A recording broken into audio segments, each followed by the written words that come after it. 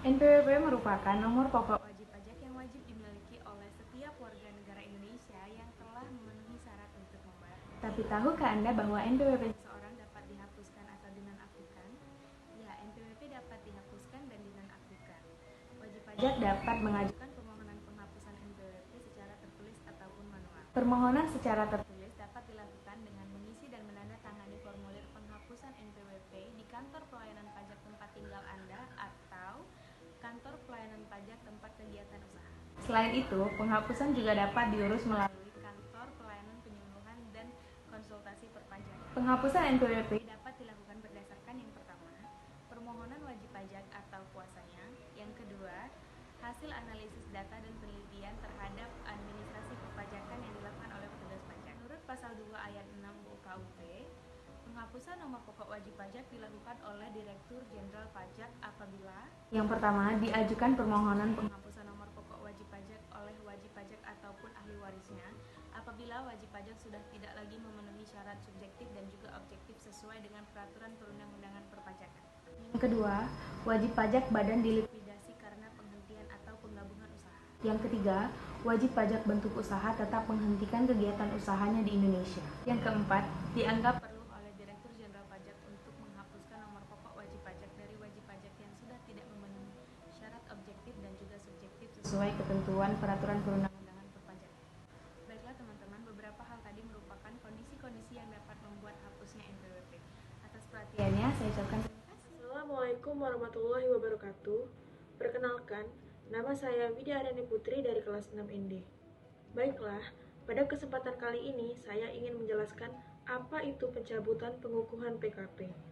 Sebelum saya menjelaskan apa itu pencabutan pengukuhan PKP, kalian harus tahu terlebih dahulu apa maksud dari pencabutan pengukuhan PKP tersebut, yaitu pengukuhan PKP ini dimaksudkan untuk kepentingan administrasi perpajakan dan tidak menghilangkan hak dan kewajiban perpajakan yang harus dilakukan oleh PKP yang bersangkutan.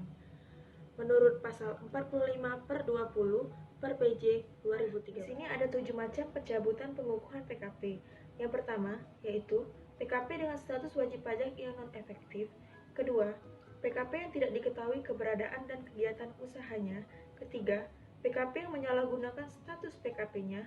Keempat, PKP yang pindah alamat ke wilayah kerja kantor pelayanan pajak atau KPP lain. Kelima, PKP yang sudah tidak memenuhi persyaratan sebagai PKP. Keenam, PKP yang telah dipusatkan ke tempat terutangnya pajak pertambahan nilai atau PPN di tempat lain. Dan yang terakhir yaitu PKP yang sudah tidak memenuhi persyaratan subjektif dan objektif sesuai dengan ketentuan peraturan perundang-undangan. Baiklah, di sini saya akan menjelaskan tentang tata cara permohonan pencabutan pengukuhan PKP yang bisa dilakukan dengan dua cara, yakni melalui elektronik secara online maupun manual. Baiklah, di sini saya akan menjelaskan secara online terlebih dahulu. Kalau secara online bisa langsung dengan mengisi formulir pencabutan pengukuhan PKP pada aplikasi e-registration yang tersedia pada laman website Direktorat Jenderal Pajak pada pasal 22 ayat 2 2013. Dan yang kedua yaitu dengan secara tertulis. Kalau dengan secara tertulis ini bisa dengan langsung dengan mengisi formulir dan menandatangani formulir PKP tersebut. Ingat ya, isi formulirnya harus lengkap dengan dokumen yang disyaratkan.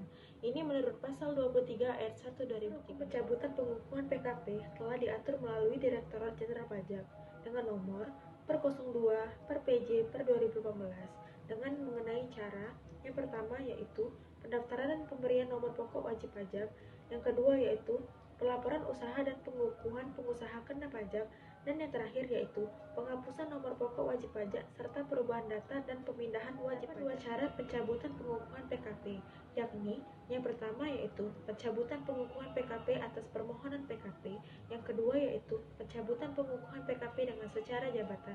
Kedua cara ini dilakukan berdasarkan hasil verifikasi atau hasil pemeriksaan sesuai dengan undang-undang di bidang perpajakan yang mengatur tentang tata cara pemeriksaan atau verifikasi dengan pasal 21 ayat 3 per 20 per PJ per 2013. Oke guys, sekian penjelasan dari saya. Semoga penjelasan yang dapat saya sampaikan tadi bisa bermanfaat bagi semua orang.